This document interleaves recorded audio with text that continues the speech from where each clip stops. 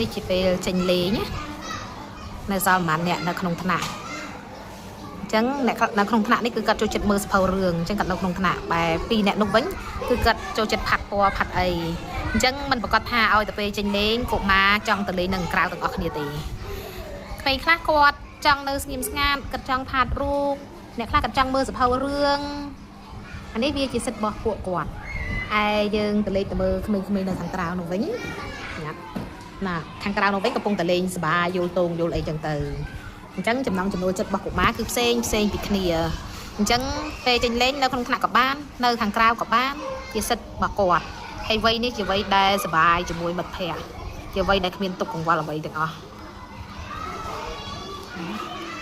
ហើយយើងជាគ្រូយើងមិនហាមគាត់ថាទៅលេងក្រៅលេងក្នុងថ្នាក់លេងណាឲ្យតែគាត់ពេញចិត្តនៅណាគាត់នៅនឹងសំខាន់គឺគាត់រើរុះសម្ភារៈយើងហើយគឺគាត់ទុកដាក់វិញឲ្យត្រឹមត្រូវដោយសភៅរឿងចេះមើលខ្មោអស់ហើយសភៅរឿងខ្ញុំប៉ុន្តែនៅតែទុកឲ្យពួកគាត់មើលបានថាគាត់យកពីកន្លែងណាគាត់ទុកដាក់កន្លែងនឹងត្រឹមត្រូវវិញអាហ្នឹងជាសិទ្ធិរបស់គាត់